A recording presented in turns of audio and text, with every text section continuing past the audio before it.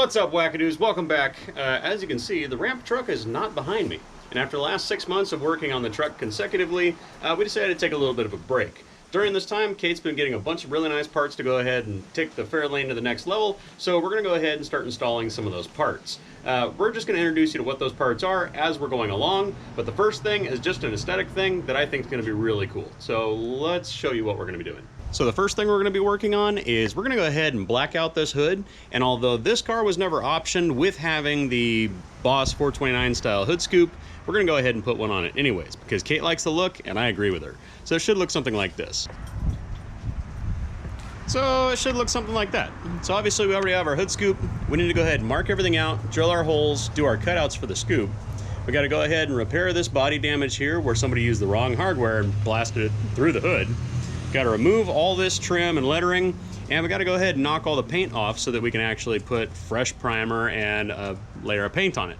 So we're going to go ahead and take the whole hood off and put it over here on these sawhorses and start by trying to strip the original paint.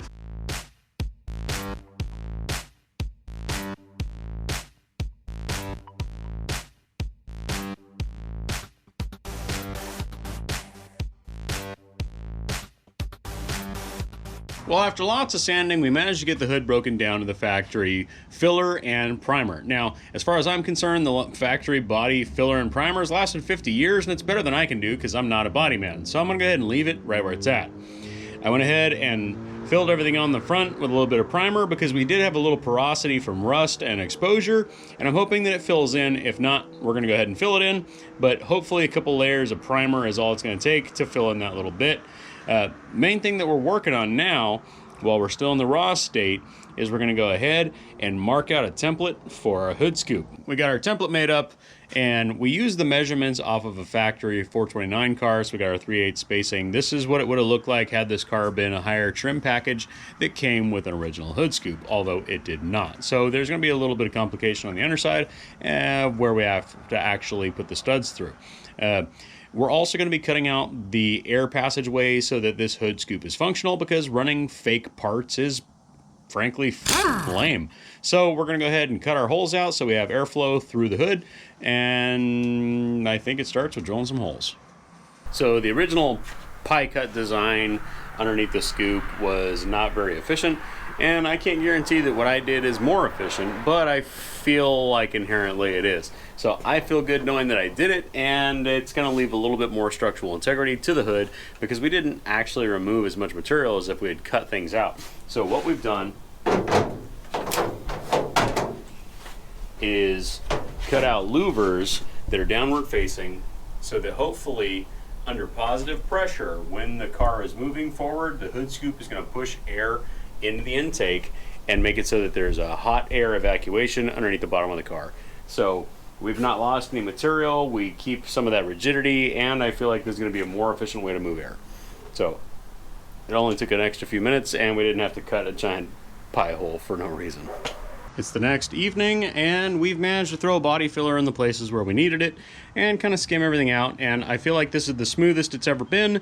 I will never claim to be a body man. If you guys want to come out and do body work for free, you can come show me what I'm doing wrong. But otherwise, it's as close as it's going to get, so we're going to go ahead and throw some primer over it and see what it looks like with a little bit of primer. And hopefully, if we're happy with that, we'll go ahead and move on to actually shooting some color. Alrighty guys, we have bondoed. We have primered. It looks delicious. Tomorrow, we're going to wet sand and then base coat, and we're going to call it. But until then, really wish you guys were here to see this, because it looks really good. What do we got, baby? We got a freshly painted hood. We have 4 coats of satin black on there. We're going to put it out in the sun. We're going to color sand it, and then we're going to bring it back in and throw some clear at it. So after hours of wet sanding color and wet sanding out all of our clear, we realized that I suck at painting, and it is what it is. So we're not going to dwell on it too much.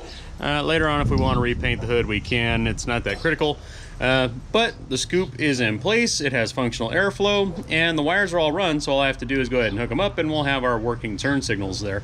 But it wasn't until we had the hood back on that we remembered we actually have hood pins that are supposed to go on here too. So we're going to go ahead and jump in and throw it on the hood pins.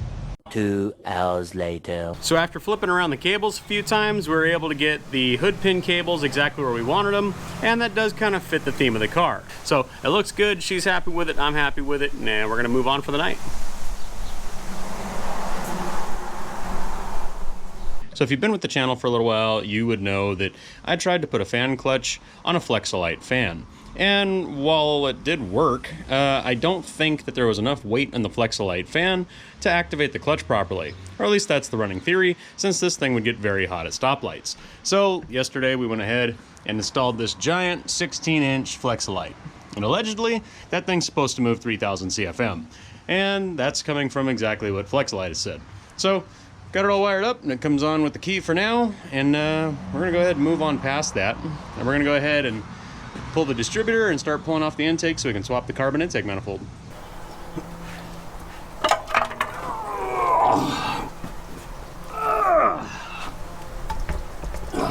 Make it look easy. Alright, that's a heavy sun gun. That's off. Try and get any water out of there. So we had our original cast iron manifold in the factory 2-barrel. And that was fine, the car ran just fine, but between having modified it to try and use an electric choke when it was originally a cable drive choke, and the fact that it just didn't supply enough air and fuel to this thing to make it actually get up an on-ramp with enough gusto because of its weight, I figured it was time for an upgrade. I had this Performer 289 sitting around in a box from a previous project, and Kate found this carburetor for a smoking hot deal. Now I realize that Edelbrock for a lot of people is entry level, but as far as a quick bolt-on way to put a little bit more power into the car, reduce a little bit of weight, take out some of the heat soak, and give us a 4-barrel with a good electric choke, this was a very inexpensive way, since we already had most of the stuff, to go ahead and liven this thing up and make it a little bit more reliable. All right, nothing to it but to do it. Time to drop a new manifold on, and hopefully I did a good job of where I put the gasket. So now.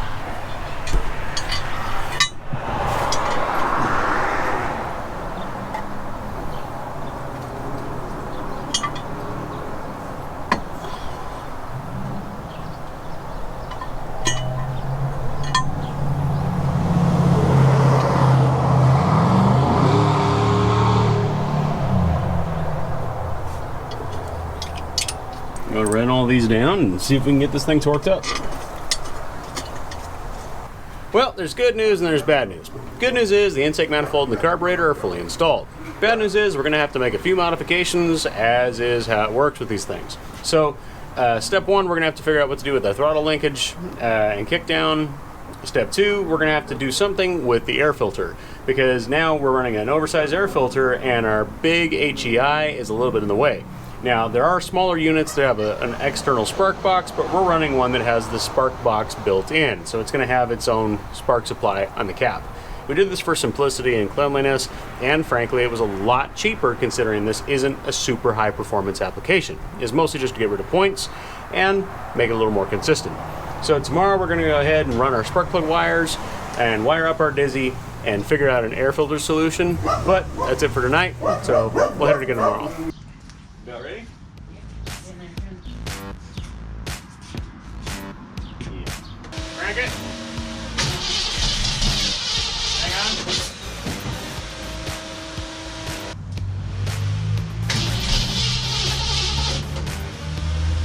Try again.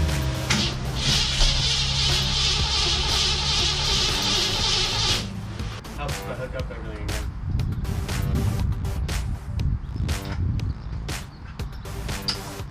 And flip the sparky bang bang thing. Okay, try it. Yeah.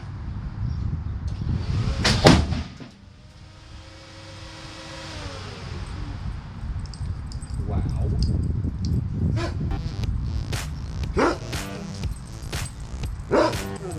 Okay.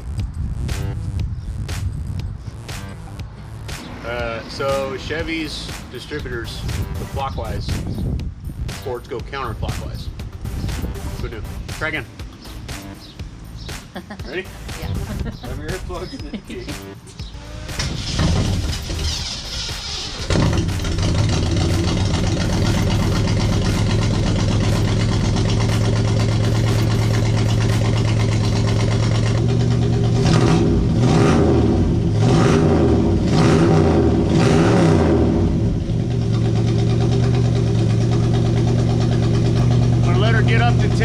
adjust the automatic choke, then we can play with it a little bit and start messing with stuff. So we don't have a throttle linkage just yet, but at least it's running again. So, tell me what happened. Well, Chevy Distributors fire clockwise. I forgot that Fords go counterclockwise. So by the time I actually got the thing to fire, it exploded out of the rear end of the car. Didn't think a whole lot of it. Happens all the time. Then we fired it up and it sounded really freaking good. There's a reason for that. So right there is what is left of a muffler, which explains, as Dakota said, why it sounds so good. So evidently we're going to be doing an exhaust as well, at least mufflers. So I guess that's on the list. Ready for a test drive? Yeah, we're going to see what happens. Let's find out.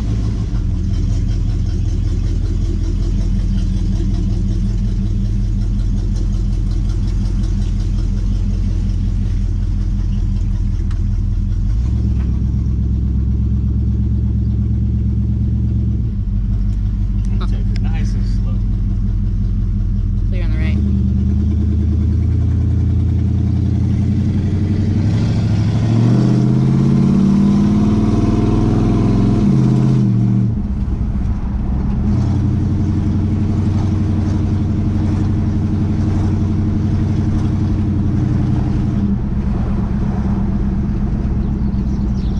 So far, it feels pretty good. Sounds healthy.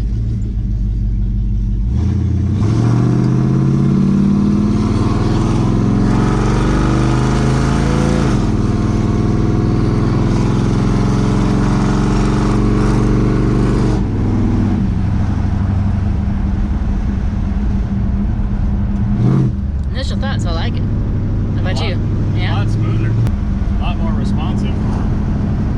Sounds healthier. Yeah, for sure.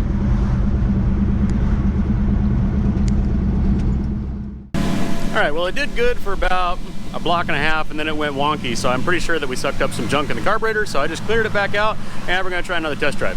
Daniel's gonna hold the camera and see if it sounds pretty good going by.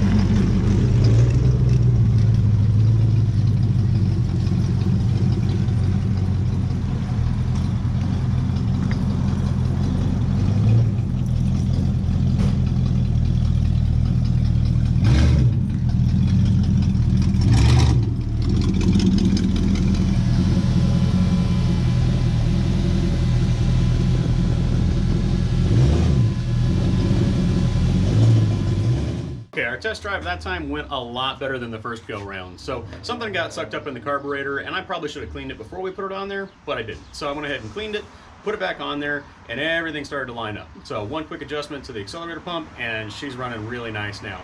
It never got above 190 degrees. It barely wanted to even get up there. So the new fan is working perfectly, and this thing drives like a champ now. So I'm really pleased with it, and it's got plenty more power than what it had previously. It doesn't struggle to keep up with traffic now, but obviously there's room for bigger motor and all that stuff later.